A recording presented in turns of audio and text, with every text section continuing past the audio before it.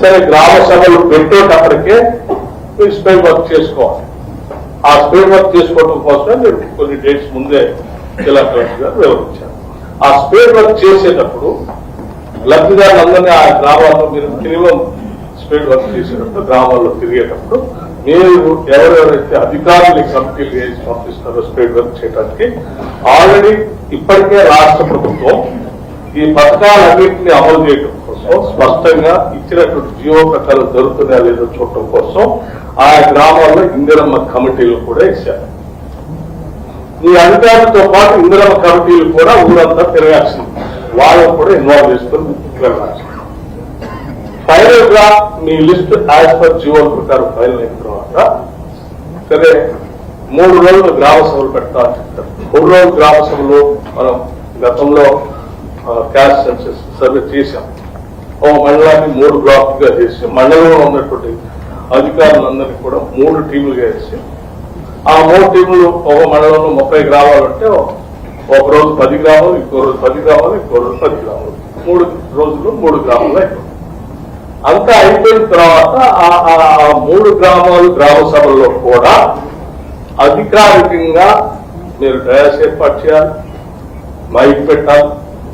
ఆ మైక్ తో పాటు మీరు ఎవరైతే అధికారులు వేశారో వాళ్ళతో పాటు ఆ గ్రామంలో ఉన్న గ్రామ ఇందిరమ్మ కమిటీలు కూడా డయాస్ పెట్టుకుంటారు. క్లియర్? అట్లాగే స్పష్టంగా మీరు ట్రాన్స్పరెంట్ గా ప్రకటిస్తారు. సరే ఆ ప్రకటన తర్వాత ఎవరైనా మిస్ అయినటువంటి ఉంటే మీ దృష్టి తీసుకొస్తారు, రెక్టిఫై చేసుకుంటారు. ఫైనల్గా మీరంతా రెక్టిఫై చేసిన తర్వాత వీటన్నింటి అప్రూవల్ ఎవరు అని అంటే ఆ జిల్లా సంబంధించిన ఇన్ఛార్జ్ మంత్రి గారు వారు అప్రూవ్ ఇస్తారు.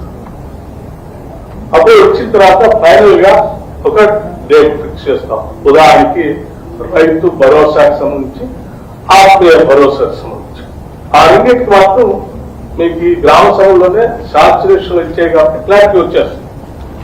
వచ్చేసిన లిస్ట్ కి సంబంధించిన సమాచారంతో 4 రోజులు మరొకసారి గ్రామ సభ జరుగుతుంది.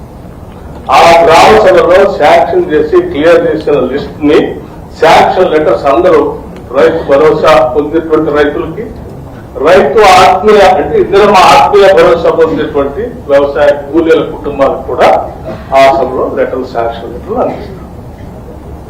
ఇచ్చిన తర్వాత వాళ్ళు బ్యాంకులకు వెళ్తారు. బ్యాంకుల్లో అప్పటికే ఆ పొందినటువంటి వాళ్ళందరికీ డబ్బులు ట్రాన్స్ఫర్ చేస్తారు. ఇది ప్రక్రియ.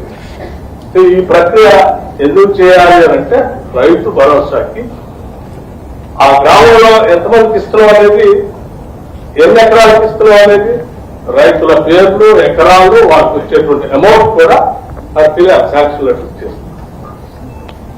అట్లనే ఆత్మీయ ఇందిరమ్మ ఆత్మీయ భరోసా కూడా ఆ గ్రామంలో ఉన్నటువంటి వాళ్ళందరికీ తెలియదు. వీటితో పాటు అదే రోజు ఇప్పటికే రుణమాఫీ పేరు మీద మనం ఆ గ్రామంలో ఎంతమంది రైతులకి ఎన్ని ఎకరాలకి రైతు ఆ రైతుకు ఉన్నటువంటి ఎకరాలు వారికి మాఫీ అయినటువంటి అమౌంట్ ఈ సమాచారంతో ఆ గ్రామంలో మీరు ఫ్లెక్స్ డిస్ప్లే చేయాలి. వాటితో పాటు రైతు భరోసా అట్లాగే ఇందిరమ్మ ఆత్మీయ భరోసా సంబంధించి కూడా ఆ గ్రామంలో దానికి సంబంధించినటువంటి ఫ్లెక్స్ డిస్ప్లే చేయాలి. మినిమం 3 తగ్గకుండా, కనీసం 3 ఫ్లెక్స్లు తగ్గకుండా ప్రతి గ్రామంలో ఆ సెంటర్స్ లో డిస్ప్లే చేయాలి. ఆ డిస్ప్లే చేసే ఫ్లెక్స్ కూడా రీడబిలిటీ ఉండాలి. ఇట్లా నిలబడితే మనిషి అవి ఆ పేరు అనేది కనపడేంత స్థాయిలో ఉండాలి.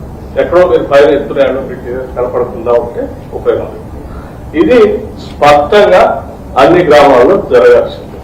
దీనికి కావాల్సినటువంటి బడ్జెట్ సంబంధించి కూడా ఆల్రెడీ కలెక్టర్ ముందుగా నిధులు పాస్ చేశాం ఈ సమావేశాలకు సంబంధించి. ఇంకా తక్కువ ఉంటే మీరు ఎట్లా లెటర్ రాస్తే అక్కడ నుంచి ఫైనాన్స్ చీఫ్ సెక్రటరీ గారు, స్పెషల్ చీఫ్ సెక్రటరీ గారు మీరు డబ్బులు ఎవరికి ఇబ్బంది. ఇవి మాత్రం చాలా స్పష్టంగా జరగాలని చెప్పడం కోసం